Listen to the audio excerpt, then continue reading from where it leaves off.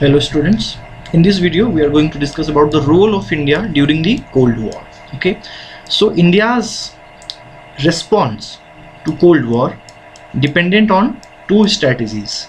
Okay, the first one is staying away from the two alliances. मतलब खुद जो है इंडिया ने किसी भी अलायंस को ज्वाइन नहीं किया, चाहे वो वेस्टर्न अलायंस हो लेड बाय द यूएसए या फिर eastern alliance led by the USSR. सबसे पहले खुद को अलग रखा है ना, इंडिया ने स्वयं किसी अलायंस को ज्वाइन नहीं किया. दूसरा कि जो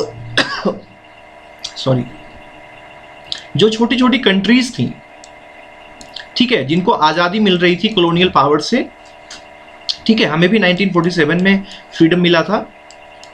तो सेकेंड वर्ल्ड वॉर के बाद क्या हुआ कि यूरोपियन पावर्स काफ़ी कमज़ोर हो गए थे, ठीक है, जैसे कि ब्रिटेन, फ्रांस, है ना, चूँकि इतनी बड़ी जो है वर्ल्ड वॉर हुई थी उसमें इनकी इकॉनमी पावर काफ़ी कम हो गए थे. तो धीरे धीरे जो कंट्रीज़ थे अफ्रीका में, एशिया में, उनको फ्रीडम मिलने लगी. तो दूसरा स्ट्रेटजी इंडिया का था कि वो जो नए कंट्री एमर्ज हो रहे हैं, ठीक है, फ्री हो रहे हैं, उनको कोई अलायंस जो है ज्वाइन करने नहीं दिया जाए, ठीक है, उनको भी उन अलायंस से अलग रखा जाए, ठीक है.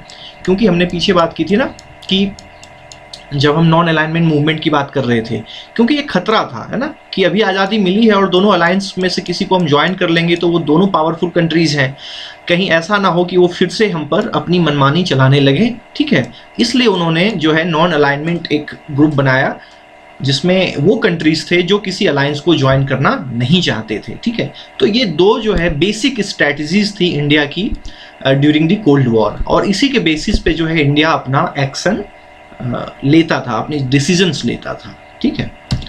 तो जो पहला है बच्चों strategy, staying away from the alliance, इसको इस सिंपल एग्जांपल से समझ सकते हैं, ठीक है. महाभारत एक सीरियल है, उसको आप लोगों में से कुछ ने देखा होगा, ठीक है, नहीं तो स्टोरी तो आप जानते ही होंगे, ठीक है. यहाँ आपको ध्यान में रखना है, ठीक है, मैं फिर बोल रहा हूँ, इसको मैंने बस आपके एजुकेशनल पर्पस के लिए यूज़ किया है, ठीक है. यहाँ पे कोई इसका रिलीजियस सेंस नहीं है, ठीक है, just to make it more interesting, कि आपको आराम से जो है फन वे में समझ में आ जाए, है ना. तो वहाँ पे भी देखिए दो ग्रुप थे ना, एक दुर्योधन का था, दूसरा जो है पांडवों का था. उसको लीड कर रहा था कौन? दुर्योधन, ठीक है, कौरवों का, ठीक है, और पांडवों को लीड कर रहे थे युधिष्ठिर, ठीक है. तो सपोज करिए कि ये बलराम है, ठीक है, ये रिप्रेजेंट कर रहे हैं भारत को, इंडिया को, ठीक है, मान लेते हैं, एज्यूम करते हैं फिलहाल. तो ये भी सपोर्ट लेने के लिए आया है, ठीक है, बलराम को पूछ रहा है कि आप मेरे पक्ष में आ जाओ. ये भी बोल रहे हैं युधिष्ठिर भी कि आप मेरे पक्ष में आ जाइए, ठीक है, और मुझे विजय श्री दिलाने में मदद कीजिए. और ये दुर्योधन भी बोल रहा है कि आप मेरे पक्ष में आ जाइए और मुझे जो है जीत दिलाने में मदद करिए.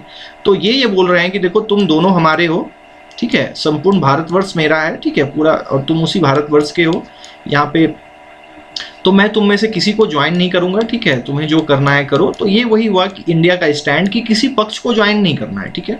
तो यही इंडिया का स्टैंड था ड्यूरिंग द कोल्ड वॉर, है ना, कि इस पक्ष में से किसी को नहीं. इनमें से कोई एक यूएसए हो सकता है, एक यूएसएसआर हो सकता है. किसको आपको यूएसए मानना है, किसको यूएसआर, ये आप पे डिपेंड करता है, ठीक है, वो आप मान लो, ठीक है. बट स्टैंड क्या था ये बलराम वाला, कि किसी भी पक्ष को ज्वाइन नहीं करना है. तो ये जो स्टैंड है यही इंडिया के स्टैंड को रेफर करता है. यहाँ पे देखिए, स्टेइंग अवे फ्रॉम अलायंसेस, किसी अलायंस को ज्वाइन नहीं करना है दोनों में से, यूएसए और यूएसएसआर को, ठीक है. दूसरा जो है कि टेकिंग एक्शन, है ना, कि जो नए जो कंट्रीज एमर्ज हो रहे हैं, ठीक है, या कुछ इनजस्टिस हो रहा है तो उसके खिलाफ आवाज़ उठानी, ठीक है. इंडिया अलूफ नहीं था, बिल्कुल चुपचाप ऐसा बैठा हुआ नहीं था, ठीक है, कि हम कुछ बोलेंगे ही नहीं. अगर हम अलायंस ज्वाइन नहीं कर रहे हैं तो हम कुछ बोलेंगे ही नहीं, चुपचाप देखते रहेंगे जो भी चीज़ें हो रही हैं, ठीक है, गलत हो रही हैं, सही हो रही हैं, ऐसा नहीं था. टेकिंग एक्शन, इंडिया जो है ड्यूरिंग कोल्ड वॉर भी एक्शन ले रहा था. अगर उसको लग रहा था कि कहीं कुछ गलत हो रहा है तो, है ना, ये देखिए ये धृतराष्ट्र हैं, ये क्या बता रहे हैं, ये एक एक्शन को डिनोट कर रहे हैं, टेकिंग नो एक्शन, है ना. मैं दृष्टिहीन हूँ, मुझे पांडवों के साथ किसी प्रकार का अन्याय होते हुए नहीं दिख रहा है. मतलब ये क्या है कि प्रॉब्लम्स को इग्नोर करना, कि जो चीज़ हो रहा है होने दो, ठीक है, हमें कोई मतलब नहीं है, डोंट टेक एनी एक्शन. तो इंडिया का जो रिस्पॉन्स था वो ये नहीं था, ठीक है, this was not India's action, ठीक है, समझ में आ रही बात. और इंडिया का एक्शन क्या था, जो यहाँ पे कृष्ण रेफर करते हैं, ठीक है, कि जो जो सही लगे, ठीक है, जो मॉरली है ना, नीतिगत रूप से जो सही लगे, है ना, वैल्यू के टर्म में जो सही लगे उसके पक्ष में बात करना, है ना। तो वही यहाँ कृष्ण कह रहे हैं, ठीक है, कि आप दृष्टिहीनता का बहाना बनाकर अधर्म का साथ दे रहे हैं ना, इतिहास इसके लिए आपको क्षमा नहीं करेगा। बस एक मेटाफर है ये बताने के लिए कि इंडिया का ये एक्शन रहा है, ठीक है, कि इंडिया ने एक्शन लिया है, इंडिया ने डिसीजन लिए हैं, एक स्टैंड लिया है जब भी इसको लगा है कि मुझे इंटरनेशनल अफेयर्स में स्टैंड लेना चाहिए, ठीक है। तो यहाँ पर इंडिया का स्टैंड, ये जो कृष्ण बोल रहे हैं वो रेफर कर रहा है इंडिया का स्टैंड, है ना, कि taking action for the greater good of the world, कि पूरे विश्व का जिसमें कल्याण हो, ठीक है, उस स्टैंड को लेना, ठीक है। और देखते हैं कि इंडिया ने क्या क्या स्टैंड लिए, ठीक है, तो उसी को समराइज यहाँ पे किया गया है, ठीक है। Actively intervening in world affairs, ठीक है, ज्वाइन नहीं करना है, लेकिन वॉर अगर होने की ओर दुनिया बढ़ रही है तो उसको कम करने के लिए अपना प्रयास करना। और हमने देखा था कि एक एग्जांपल है ना, कोरियन वॉर के समय जो है इंडिया ने काफ़ी मदद की थी, मेडिएशन किया था बिटवीन यूएसए एंड यूएसएसआर और north Korea and south Korea के बीच में, ताकि जो वो लड़ाई है, वॉर है, वो इतना ज़्यादा ना बढ़ जाए, है ना, कि फिर से एक तीसरा वर्ल्ड वॉर शुरू हो जाए। Try to reduce differences between alliances, ये जो दो अलायंस थे उनके बीच में, जैसे कि महाभारत में भी कृष्ण क्या करते हैं, एक दूत का काम करते हैं ना, शांति प्रस्ताव लेकर ये जाते हैं दुर्योधन की सभा में, ठीक है। उसी तरह से इंडिया ने भी कई बार जो है दोनों पक्षों के बीच जो है एक शांति दूत का काम किया है, और दोनों के बीच जो टेंशन होता था उसको कम करने की कोशिश की है ताकि लड़ाई ना हो, ठीक है, दोनों के बीच, यूएसए एंड यूएसएसआर वाले ग्रुप के बीच, ठीक है। Indian diplomats and leaders often use to communicate and mediate between cold war rivals, है ना। देखिए ये सिंपल सा यहाँ पे है ना, बिल्कुल फिट बैठ रहा है वो एग्जाम्पल, है ना, कि इंडियन डिप्लोमेट्स जो राजदूत होते थे, जो कि कृष्ण ने उस समय महाभारत में रोल किया, है ना, वो पांडवों के दूत बन के गए कहाँ पर, ठीक है, धृतराष्ट्र की सभा में शांति का प्रस्ताव लेकर, लेकिन उसे रिफ्यूज कर दिया, ठीक है, दुर्योधन ने और क्या कहते हैं उसके पिता श्री धृतराष्ट्र ने, ठीक है, कि हम शांति नहीं मानेंगे और युद्ध होगा। तो इंडिया ने जो है वो रोल हमेशा प्ले किया है इंटरनेशनल अफेयर में, ठीक है, वर्ल्ड में। इंडिया के जो राजदूत थे, जो लीडर्स थे, नेता थे, वो इन दोनों, है ना, कोल्ड वॉर राइवल्स जो थे यूएसए, उनके बीच जो है कम्युनिकेट करते थे, ठीक है, इनकी बात वहाँ तक पहुँचाते थे, उनकी बात यहाँ तक पहुँचाते थे, ताकि कोई मिसअंडरस्टैंडिंग ना हो, ठीक है। ये क्या होता था कि जब टेंशन ज़्यादा हो जाता था तो दोनों ग्रुप के लोग जो है आपस में बात करना बंद कर देते थे। तो जब बात करना बंद कर देंगे तो दूसरे की बात जो है समझ में आएगी नहीं, आप हमेशा क्या समझेंगे कि पता नहीं वो क्या कर रहा है, ये क्या कर रहा है, तो मिसअंडरस्टैंडिंग क्रिएट होती है। तो इंडिया वहाँ पर जो है उस मिसअंडरस्टैंडिंग को ख़त्म करने की हमेशा कोशिश करता रहा है, ठीक है। तो इंडिया का रोल जो है काफ़ी हद तक जो है कोल्ड वॉर के दौरान काफ़ी पॉजिटिव रहा है, काफ़ी एक्टिव रहा है, ठीक है, जो है इसकी सराहना की जानी चाहिए, ठीक है। तो नेक्स्ट पे मूव करते हैं बच्चों, कि अब देखते हैं कि नॉन अलाइनमेंट का क्या कुछ इम्पोर्टेंस है इंडिया के लिए। नॉन अलाइनमेंट जो इंडिया ने शुरू किया था और 4 देशों के साथ मिलकर, है ना, तो उसका क्या कुछ उससे फ़ायदा हुआ इंडिया को, तो वो देख लेते हैं कि क्या क्या फ़ायदा हुआ, ठीक है। नुकसान के बारे में बाद में बात करेंगे। Non alignment allowed India to take international decisions, है ना, इंडिपेंडेंटली, है ना, और इसके हमारे अपने इंटरेस्ट को देखकर हम डिसीजन लेते थे। अगर हम यूएसए को ज्वाइन कर लेते ना कहीं हम डिसीजन लेते कि देख यूएसए को फायदा हो रहा है कि नहीं।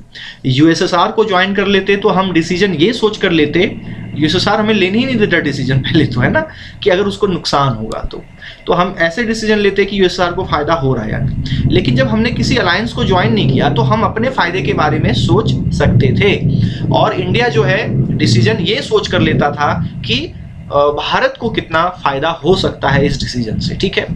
India was often able to balance one super power against the other.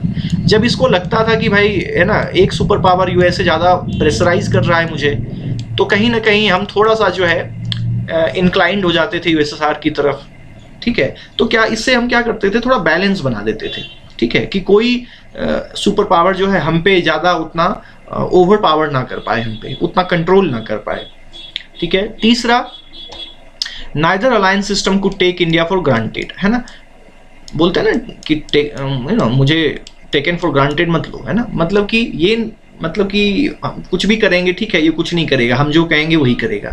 तो कोई भी अलायंस सिस्टम नहीं ज्वाइन करने से हमारा ये फायदा था कि यूएसए एंड यूएसएसआर को ये नहीं सोच सकता था कि हम जो बोलेंगे इंडिया को ना वही वो करेगा, ठीक है। क्योंकि अगर हम ज्वाइन कर लेते ना उनका अलायंस, ग्रुप में आ गए, तब तो ये हो जाता क्लियर कि जो यूएसए वाले ग्रुप वाले जो बोलेंगे, यूएसए बोलेगा वो हम करेंगे।